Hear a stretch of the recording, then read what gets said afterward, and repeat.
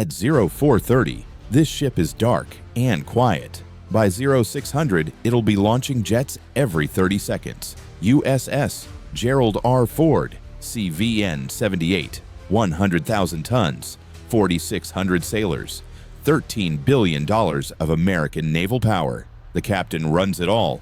He controls a city, an airport, and a war machine at the same time. But here's what most people don't know. The flight deck is an airport that tilts and moves at 30 miles per hour. Miss your launch window by 10 minutes, and the whole day collapses. For the next 24 hours, you'll see how he keeps this beast running without breaking it. Right now, you're standing on 4.5 acres of American steel that never stops moving. It's 0430 aboard a $13 billion Ford-class supercarrier. The captain is about to run a city, an airport, and a war machine all at once. For the next 24 hours, you'll see exactly how he does it. The bridge is dim. Outside, the Atlantic rolls in 12-foot swells. Wind gusts hit 28 knots from 310. The captain reviews a single sheet of paper that controls everything today. It's called Night Orders. Wind direction, sea state, engineering plant status, flight schedule, risk factors. Every decision for the next cycle is written here. This is USS Gerald R. Ford, CVN 78. She displaces 100,000 tons and carries 4,600 sailors and aviators. The reality is, none of that matters if the captain can't deliver one thing: wind over the deck at the exact angle and speed his aircraft need to launch and land. At 0445, the air boss calls down from primary flight control. Captain, weather window opens at 0600. We're green for first launch. The captain nods. Set flight quarters at 0545. Come to course 090. Make turns for 30 knots. What most people don't realize is that the flight deck is an airport that tilts, pitches, and moves at 30 miles per hour. Miss your wind angle by 5 degrees, and a $45 million Super Hornet can't trap the wire. Lose 10 knots of headwind, and launch weights drop. The schedule slips. The air plan breaks. The whole day collapses. At 0515, the ship begins to turn. 60,000 tons of nuclear power pushing twin screws. The Ford class runs on 2 A-1B reactors that generate 3 times the electrical power of older carriers. That power runs EMALS, Electromagnetic Aircraft Launch System. It replaced steam catapults and changed everything. Here's why. Steam catapults deliver a violent, uneven shove. The aircraft frame takes massive stress, but EMALS uses electric motors to accelerate a shuttle down a 300-foot track. The launch force is smooth and tailored to each aircraft. A lightweight drone gets a gentle push. A loaded strike fighter gets maximum power. Airframe stress drops 20%. Early reports said EMALS was unreliable. The truth is, it had growing pains during testing. But at sea, with real crews and real tempo, the system matured fast. Software updates, better parts, training. By the first deployment, EMALS was launching jets faster than older carriers with less downtime. At 0545, the loudspeaker crackles. Set flight quarters. All hands man your stations. Yellow shirts flood the deck. Purple shirts rig fuel hoses. Red shirts stage ordnance.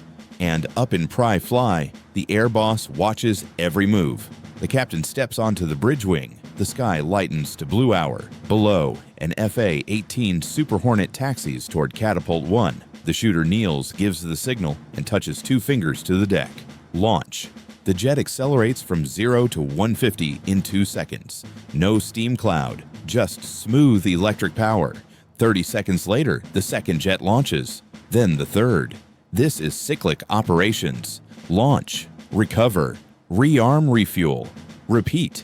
The tempo never stops. At 6:20, the first jet calls the ball and drops toward the angled deck. The tailhook grabs the 3-wire. Advanced arresting gear brings 40,000 pounds to a stop in 320 feet. The jet taxis clear in 45 seconds. What you just saw is the beating heart of American naval power, the ability to launch and recover aircraft faster than any Navy on Earth. That tempo is built on EMALS, AAG, and the captain giving his air boss the wind he needs exactly when he needs it. By 0700, 12 jets are airborne and 6 recovered. And deep below the flight deck, another system is about to prove why this carrier outpaces every ship before it. The deck is a choreographed war zone, 12 aircraft turning at once, fuel hoses snaking across non-skid, ordnance carts rolling toward jet intakes, and every move is controlled by two places most people never see: Fly and CATCC. Primary flight control sits 7 stories above the deck. The air boss runs the show from behind armored glass. He controls launch and recovery timing. The mini boss tracks every aircraft on the deck with a magnetic board. One jet out of position, and the whole cycle stalls. Below deck, Carrier Air Traffic Control Center owns the radar picture. CATCC handles departures, approaches, and tanking. At night or in weather, they're the only eyes the pilots have. The captain ties it all together. He adjusts course and speed so both teams can do their jobs. At 0730, the second launch cycle begins. But this time, ordnance is live. Missiles, bombs, guided munitions, and they're moving up from magazines 4 decks below the flight deck. This is where advanced weapons elevators come in. The Ford class has 11 of them. Older carriers used slow, manually operated hoists. AWE uses electromagnetic motors to lift ordnance faster and safer. A pallet that used to take 8 minutes now takes 3. That cuts turnaround time and keeps the tempo high. Purple shirts fuel the jets with JP5 aviation fuel. The ship carries millions of gallons. Every gallon pumped is tracked, run low, and the whole air wing grounds until the next replenishment. Yellow shirts guide each jet to its catapult or parking spot. One mistake, one blown tire, one FOD object on the deck, and flight ops stop. The truth is, this organized chaos only works because every sailor knows their 6 feet of responsibility. The shooter on Cat 2 launches his 15th jet of the morning. The plane captain on the bow supervises engine start. The ordnance crew arms an AIM-120 missile in under 4 minutes. No wasted motion, no second chances. At 0845, a call comes in to Fly. Hornet 305, bingo fuel, request priority recovery. The air boss doesn't hesitate. Roger, 305, your number 1 for recovery deck is green. CATCC vectors the jet inbound. The LSO picks up the radio. 305, call the ball. Hornet ball, 3.8. The jet drops, crosses the ramp, tail hook down. The wire snaps tight. The AAG system absorbs 20 million foot-pounds of energy in 2 seconds. The Hornet stops, taxi's clear, and 45 seconds later, the deck is green for the next recovery.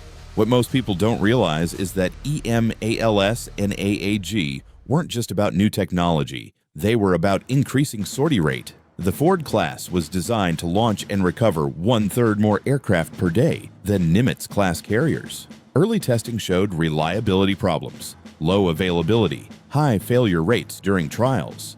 But here's what changed. Maintainers learned the systems at sea. Software matured, parts improved. By the end of the first deployment, EMALS had logged thousands of launches with fewer delays than steam catapults. AAG handled every recovery, every weight class, every sea state. The tempo proves it. By 0930, the air wing has launched 24 jets and recovered 18. The deck never stopped, the cycle never broke, and the captain kept his ship positioned so his air boss could keep launching steel into the sky. At 10:30, the ship changes course, not for flight ops, not for weather, for something most people never think about: logistics. The captain is about to conduct a replenishment at sea. Unrep. And if this goes wrong, the afternoon flight schedule dies. 2 miles off the port beam, a Henry J. Kaiser-class oiler steams at 15 knots. She's loaded with fuel, ordnance, and parts. The Ford needs all 3. The air wing has burned through 200,000 gallons of JP5 since dawn. Ordnance magazines are down 30%, and a critical pump part failed overnight in engineering. The truth is, a supercarrier is only as good as its supply chain. Without unrep, the ship runs dry in 4 days. At 10:45, the oiler signals ready. The captain takes the con. All engines ahead 2/3. Maintain course 120, close to 120 feet. 120 feet. That's the distance between 2 ships moving at 15 knots in open ocean. Rigs deploy. Fuel hoses stretch across the gap. Cargo pallets swing on high lines. And the entire time, the captain holds formation. 1 degree off course and the rigs tear. The lines snap. Sailors get hurt. On the flight deck, operations pause, but below deck, organized chaos explodes. Fuel teams connect hoses to receiving stations. Ordnance crews stage on the sponson to accept missiles and bombs. Supply personnel rig nets for cargo transfer. And in Combat Direction Center, the watch team tracks surface contacts to keep the formation safe. What most people don't realize is that unrep isn't just fueling. It's a choreographed transfer of everything the ship needs to fight. Fuel, food, ordnance, mail, repair parts, medicine. 1 slow pallet, 1 fouled line, and the whole timeline slips. At 11:05, the first fuel probe connects. JP5 flows at 800 gallons per minute. At the same time, a pallet swings across, carrying 4 AM-9X Sidewinder missiles. Yellow shirts guide it onto the deck. Ordnance inspectors check serial numbers. Purple shirts verify fuel flow rates. And the captain watches his navigation display, holding the shiprock steady in 12-foot swells. The air boss calls down, "Captain, we need to resume flight ops by 1300 to hit the afternoon window." The captain checks the fuel transfer rate. "Understood. We'll be clear by 12:45. This is the hidden heartbeat. Miss this window and jets can't launch on time. Tanker missions get delayed. Strike packages fall apart. Training sorties cancel." The ripple effect hits hours later, but it starts right here with fuel hoses and cargo nets. At 12:15, the final pallet crosses. Ordnance teams rush munitions to the advanced weapons elevators. AWE drops them 4 decks down to the magazines, then brings up fresh loadouts for the afternoon cycle. What used to take 15 minutes now takes 6. By 12:40, the rigs disconnect. The oiler peels away. The Ford comes back to flight course. And in Pry Fly, the air boss updates his board. 14 jets scheduled for the 1300 launch. All green. The captain turns to his navigator. "Come to course 090. Make turns for 30 knots. Set flight quarters." The deck wakes up again because the logistics just bought the next 6 hours of flight ops. At 18:30, the sun drops below the horizon. The flight deck shifts from organized chaos to controlled tension because night operations are where everything gets harder. The air boss dims the deck lights. Red lenses replace white. Wands glow in the dark. And up in CATCC, controllers switch to pure radar. The pilots can't see the ship until they're a mile out. The margin for error just shrunk to seconds. The captain checks the weather brief. Wind steady at 22 knots. Visibility 8 miles, sea state 3. Acceptable, but barely. Crosswinds above 25 knots force wave-offs. Gusts above 30 scrub the whole recovery. At 1900, the first night launch begins. An FA-18 Super Hornet taxis to Cat 3. The shooter's wands trace arcs in the darkness. The pilot runs up the engines. Afterburners light the deck in orange flame. The EMALS shuttle fires. And the jet disappears into black sky in 2 seconds. No horizon, no reference. Just instruments and trust. 30 seconds later, KTCC picks up the jet on radar. Hornet 417, climb and maintain Angels 10, turn right, heading 045. The pilot's voice crackles back. 417, Angels 10, right 045. This is where CATCC earns its keep. At night, they are the eyes. They vector jets to tankers. They sequence recoveries. They manage the stack when aircraft pile up waiting for their turn to land. One mistake, one wrong vector, and 2 jets merge. At 1945, the first night recovery calls in. Hornet Ball 4.1. The LSO watches the Fresnel lens. The meatball glows amber. The jet is on glide slope, but the deck is pitching in swells. The LSO keys his radio. Power, you're going low. The pilot adds throttle. The jet climbs back to centerline, crosses the ramp, slams down. The tailhook catches the 2-wire. Advanced arresting gear brings the jet to a stop in 320 feet. Clean trap. But not every recovery is clean. At 2015, a Hornet calls the ball high. The LSO watches the approach. Too much power. The jet floats over all 4 wires. Bolter. The pilot slams the throttle to full power and climbs away for another pass. What most people don't realize is that bolters are normal at night. The deck is moving, the aircraft is heavy, the pilot is managing airspeed, angle of attack, and lineup all at once in the dark. A second pass is safer than forcing a bad trap. The air boss adjusts the recovery interval, CATCC vectors the bolter back into the pattern, and the captain turns the ship 2 degrees to adjust for crosswind. Every decision stacks, every change ripples through the cycle. At 21:30, a call comes from KATE-CC. Hornet 502, bingo fuel, request emergency priority. The air boss clears the deck. All aircraft hold your position, 502 is emergency priority. The jet traps on the first pass. Taxis clear, shuts down. The pilot climbs out, helmet in hand, and walks off the deck without a word. Close call, but the system worked. By 2020, all jets are aboard, night ops complete, and the biggest threat wasn't the enemy. It was physics, darkness, and a moving runway in the middle of the ocean. At 2020-30, the flight deck goes quiet. Tie down chains secure the last jets. Maintainers swarm the aircraft with flashlights and toolboxes because the day doesn't end when the flying stops. It ends when the ship is ready to do it all again tomorrow.